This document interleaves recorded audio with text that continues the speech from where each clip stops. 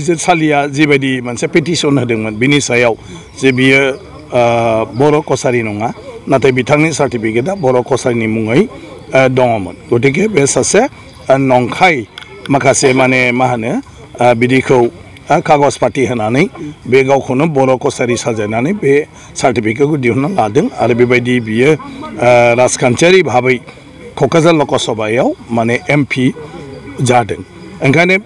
बिनि सायाव बिजिरसालिया बिसार खालामबाय बिसार खालामनायनि उनाव बिनि सायाव मोनसे इनकुरि होदोंमोन आरो रायजो सरकारा बिनि सायाव कमिटि बानायनानै होदोंमोन आरो बे कमिटिया बिथांनि न'सिम गासै अफिस आदालतनिफ्राय लानानै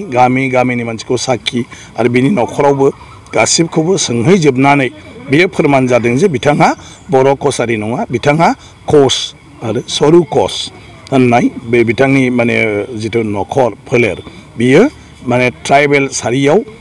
गोलैया आथिखालाव जेखौ संबिजिदा गनायथि होदों ओंखायनो बिनि जिथु ST सार्टिफिकेट बे ST सार्टिफिकेटखौ केन्सेल खालामना होदों आसाम सरकारनिफ्राय आरो बिनि उनाव बिथाङा पिटिशन होफिनदोंमोन आरो बे पिटिशन होनायाव माने फिन माने बे माबाखौ बन्द खालामना दोनथ'दोंमोन स्टे अर्डार जे जिथु केन्सेल खालामनाय बेखौ दोनथ'नाय आरोखि केन्सेल जायि बिनाव रिपिटिशन सरकारा होफिनदों खारन सरकारा केन्सेल खालामदोंमोन नालाय आरो सरकारनि बेखौ बिदिनो लाखिथ'नांगौ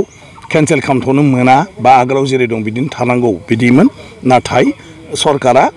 माने बिनि हेंथायै फिन रिपिटिशन होदों जे बियो जिहेतु नंखाया आरो जों जि लेभेलसिम इनकुरि खालामनांगौ बेखौ इनकुरि कमिटिया खालामबाय गतिके बिनि सायाव आरो जेबो गैया गतिके कर्टआ बेखौ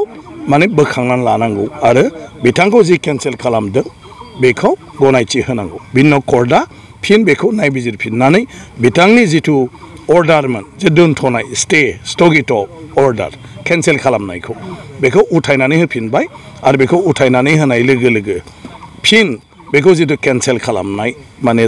माने गभर्नमेन्टनि अर्डार बियो थाफिनबाय आरो बे थाफिननाय हिसाबै बियो दा ST नंथ'ला दिनैनि थारिखआव आरो बियो दिनैनि बे अर्डारनि मथे नेक्स्टआव बियो नमिनेशन होनो हाया क'क्राझार ट्राइबेल रिजार्भ सिटआव आरो जे बिथाङा ट्राइबेल नङा ST हिसाबै गेलेनो हानाय नङा खिन्थु जायखिया जेनेरेलाव बियो हागोन नाथाय बे जिहेतु ST नङा ओंखायनो ST रिजार्भआव बियो जेरावबो गेलेनो हाया काउन्सिलावबो बियो ST रिजार्भआव गेलेनो हाया खिन्थु बबावबा नन ST रिजार्भ बा जेनेरेल सिटआव बियो गेलेनो हागोन बेथ' मोनसे मा होनो बिसायख'थि फैयोब्ला बायदिसिना राजखान्थि हान्जानि बियो मोनसे मा होनो आदब जे मोनसेया मोनसेखौ माबा मोनसेब्लाबो जाहोन दिन्थिनानै जाहाथे रायजो राजाया बिसिनि सायाव माने फोथायनायखौ गैया जायो बिनि थाखाय बेफोरखौ खालामो गतिके आथिखालावबो बड'लेण्ड टेरिटरियेल काउन्सिला सांबिधानिक भाबै संबिजितनि 6थि सिडुलाव जेरै दंमोन दाबो बिदिनो दं आरो बेबायदिनो आथिखालनि बड'लेण्ड सरकाराबो बेखौ लानानै खामानि मावगासिनो दं गतिके बेबायदि जेरै बुंदों बेबायदि जेबो जायाखै गतिके बियो मोनसे जास्ट राजखान्थियारि मोनसे बियो मा होनो खाबु फलानफोरनि मोनसे बियो मा होनो बिदिखौ मोनसे पलिसि जे माबायदि बुङोब्ला रायजो राजाफोरनि माने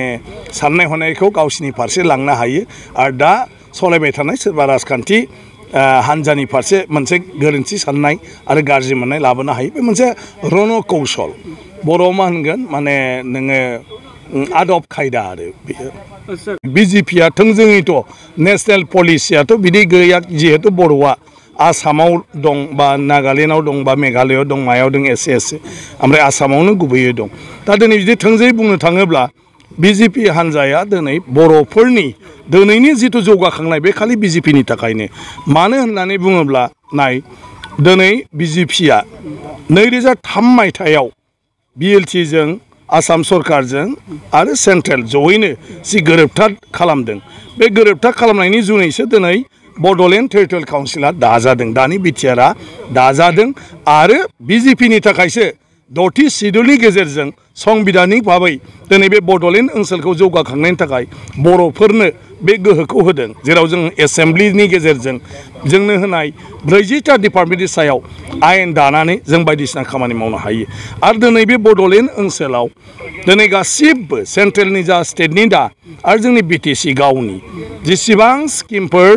जों सायख'नांगौ आरो बेखौ जोङो मावफुंनांगौ बिनि गोहोखौ जोंनो होदों बे गासिबो होनायनि गुदियाव बिजेपि आरो दाख्लैहाय 2020 मायथाइयाव फिन गोरोबथा खालामबावनानै बे मानाव गेदेर नरेन्द्र मदि बिथां दिनैनि हेमन्त बिश्व शर्मा बिथांमोनानो बे बड'लेण्डआव गोबां माखासे जोंनो गोहो होबावदों आरो बे गोहोनि अनगायैबो दिनै बे बिजेपि सरकारा बे बड'लेण्डआव दिनै मेडिकेल कलेज बानायगासिनो दं दिनै सेन्ट्रेल इउनिभारसिटि खालामनो थांदों अर्गेनिक इउनिभारसिटि खालामनो नागिरदों आरो गोबांथार बे बड'लेण्डआव खामानि मावनो नागिरदों बर' रावखौ दिनै आसामनि एस'सियेट अफिसियेल लेंगुवेज हिसाबै आसाम सरकार बे बिजेपि सरकारानो दिनैहाय माने मा होनो बेखौ गेजेट नटिफिकेसन आसाम बिधान सभायाव पास खालामनानै गेजेट नटिफिकेसन दिहुननानै होदों बिनि उनाव दिनै आसाम बिधान सभायाव बर' रावा मोनसे अफिसियेल राव हिसाबै दा सोलिगासिनो दं आरो गासै 14टा पस्टआव अफिसार रेंकसिम सेंसन खालामनानै होजोबनानै बड' ब्रान्सखौ दिनै आसामनि बिधान सभायावनो सालायगासिनो दं बे बिजेपि सरकारानो खालामदों बिजेपियानो आं सानो बर'फोरनि थाखाय बर' रावा आसाम बिधान सभायाव सालायजानाय जालायनायसिम दिनैसिम खुनु दस्रा हान्जानि सरकारा बर'फोरनि इसुखौ बेबायदि मदद होआखैमोन जेखौ दिनै बिजेपि सरकार बा बिजेपि लेड गभर्नमेन्टआ खालामगासिनो दं दा बेबायदि जोंनाव जेसेबां दं दिनै गासिबोआनो बिजेपिनि अबदान आरो दाबो जोंखौ बिजेपियानो मदद खालामगासिनो दं बिजेपियानो फुरि जोंनो गोहो होनानै खामानि मावगासिनो दं ओंखायनो आं सानो जे दिनैनि बे समाव आरोखि बर'फ्रा बेखौ लानानै सोंथियानो फैनो नाङा जों जिहेतु सेन्ट्रेल स्टेटआव सरकार सालायहैया सरकार दाहैनो हाया ओंखायनो सेन्ट्रेल स्टेटआव जिहेतु बिजेपि दं बे बिजेपिजोंनो थाफानानै दिनै इउपिपिएलआ जेखौ मावगासिनो दं बेनो राइट लामा आरोखि आंनिब्ला गोथों लामा जे जोङो खुंथाय गोहोआव थानायजोंनो मावनांगोन बेजों जुदि बिरोधिता जानानै थायोब्ला बे बड'लेण्डखौ जों मालाबाबो आसामनि बा भारतनि गुबुन ओनसोलफोर बायदि जों जौगाखांहोनो हानाय नङा बर' फरायसा आफाद बा गुबुन गुबुन बर' आफादफ्रा जोंनि बर' गोरोबथायनि गासिबो बे पइन्टफोरखौ बिटिआर सुक्तिनि दफाफोरखौ जोङो मोजाङै नायनांगौ आरो नायनानै जों सावरायनांगौ जोंनि गेजेराव आरो बबे दा मावफुंजाखो बेखौ जोङो क्लियार खालामनानै लानांगौ आरो बबेया दा मावफुंजायाखै आरो बिनि जाहोना मा आरो बे जाहोनफोरखौ जोंनिफ्रायबो मावनांगौ दं नामा जे सरकारनो जों होनो हायाखै नामा माबा मोनसे डाटाखौ बा जोंनिफ्रायबो माखौबा माने सरकारा जिखिनि माने सोंथि सोंदों बेवहाय जों माखौबा क्लियार खालामनानै होनो हायाखै नामा बे बाथ्राफोरखौ जोङो गावबो माने दिहुननांगोन साननांगोन नायबिजिरनांगोन दिनै सरकारा जोंनो गोबां होदों दिनै तामुलपुराव मेडिकेल कलेजआ अलरेडि जागासिनो दं मानो बिनि थाखाय जि हा नांगौमोन मागौमोन बेफोरखौ जों थिग खालामना होदों दा नाथाय दिनै सेन्ट्रेल इउनिभारसिटि बेवहाय जोंहा मायाव थाबथानानै दं जोंनि थाखाय थाबथादों नामा दिनै जोंहा अर्गेनिक इउनिभारसिटि जोंनि थाखाय थाबथादों ना मानि थाखाय थाबथादों बेबायदि गोबांथार जोंनि बड'लेण्डनि सिमाखौ थिग खालामनाय बेयो जोंनि थाखाय थाबथादों ना मानि थाखाय थाबथादों जों बेखौ फाइनाल खालामनो हादोंना हायाखै ओंखायनो हायाखैब्ला जोंबो थाबनो बिनि सायाव रायलायनानै नायनानै गासिबो ज' जानानै मोगथाङाव जाथाव रोखोमनि थांखिखौ जों लानांगौ आरो जों सरकारनो होनांगौ जे बेनो जाबाय जोब्बाय आरो जेबो बाथ्रा गैलिया बेबायदि माखासे माबाफोरखौ जुदि खालामा दिनै कलेज आरो स्कुलनि प्रभिन्सियेलाइजेसननि बाथ्रा दं बेवहाय जोंनि फरायसा आफाद आरो बर' थुनलाइ आफादखौ माने सोद्रोमा हिसाबै लाफानानै जोंनि सोलोंथाइ बिफाननि अफिसारफोरजों मोनसे कमिटि दाना होनाय जादों जे जेराव निड दं दरखार दङ बेवहाय जेरैखि जायाब्लाबो सरकारा बेखौ प्रभिन्सियेलाइज खालामो दा बे दरखारा बबेयो बेखौ जों फाइनाल खालामनांगोन फाइनाल खालामनानै जों सरकारनो हरनांगोन जुदि सरकारा मानिनो नागिराखैबा बिसोरखौ जों हांख्रायनानै लाबोनानै बे जायगाखौ जों देखायफैनांगोन जे जों मानो बे कलेजखौ बे फरायसालिखौ नांगौ होननानै बुंदों बेनि जुक्ति जुक्तताया मा गतिके स्पट भेरिफिकेसनसिम जों बिसोरखौ लांनांगोन आं सानो होमब्लानो गासै बर' गोरोबथाया मावफुंजागोन ओंखायनो बर' गोरोबथानि बेलायाव जोङो सरकारखौल' बुंबाय थाया जासे जोंनि थरफनिफ्रायबो जोंनि मावफुंजायैनि जाहोनाव माबाफोर जोंनिफ्रायबो मावनांगौ दं नामा बेखौ जोङो दा नायबिजिरनांगौ आरो बेखिनि खामानिखौ जोंबो मावनांगौ जोंनिफ्राय ना आं सानो बिसायख'थियाथ' एबाराव जेन'बा थोंजोङैनो रोखा नुजाबाय थादों जे एनडिएआनो देरहागोन आरोखि गासिबो मानो होननानै बुङोब्ला एनडिएनि दारै दिनै भारत बा आसामनि सिङावनो बड'लेण्डआव जायफोर माखासे सरकारनि बिखान्थिफ्रा मावफुंजागासिनो दङ बे मावफुंजानायनि गेजेरजों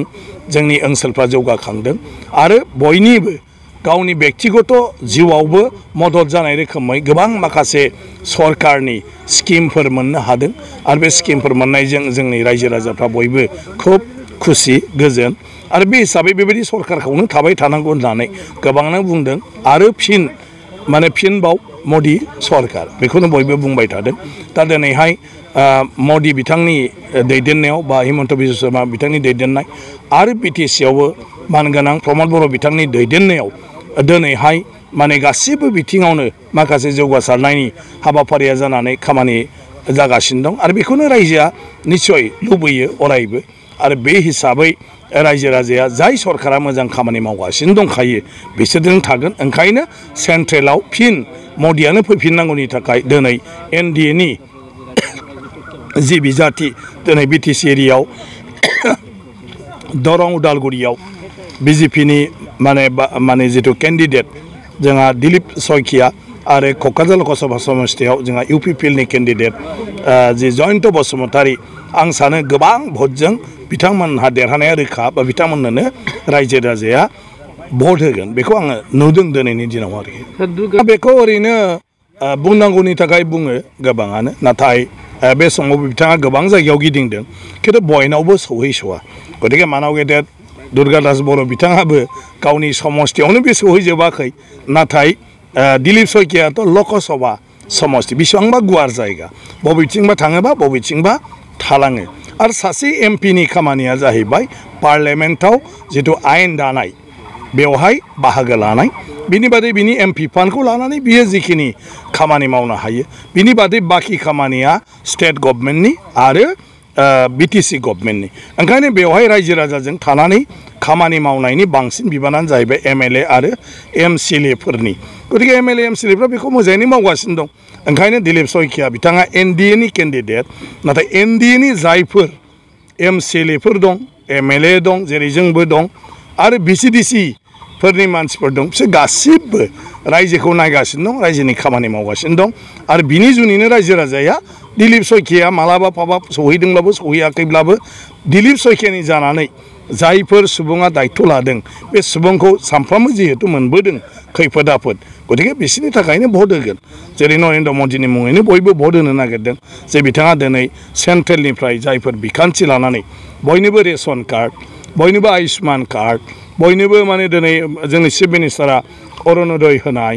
आरो बयनोबो नोङो उजाला आसनि नामै दानफ्रोमबो 450 थाखा दिनैहाय साबसिडि माने हरबाय थानाय आबादारिफोरनो 6000 थाखा करि हरबाय थानाय बिनि थाखायनो केन्डिडेटनि मोखांखौ नांलायलाया माने मा होनो नरेन्द्र मदि बिथांनि मुङैनो बिथांनि केन्डिडेटनो भट होगोन जाहाथे बिथाङा फिन प्राइम मिनिस्टार जानानै सरकार दायो आरो फिन बेबायदिनो रायजो राजाफोरखौ बायदिसिना जेंनानिफ्राय बोखांनायनि थाखाय माखासे गाहाम माने स्किमफोर आसनिफोर लायो बे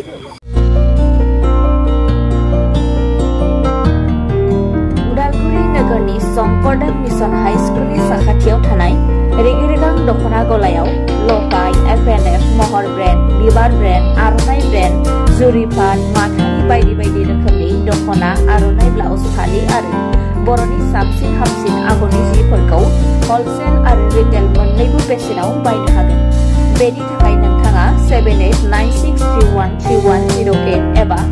8471820909 जानबुं नाम्बाराव सुलाद लानो हागोन।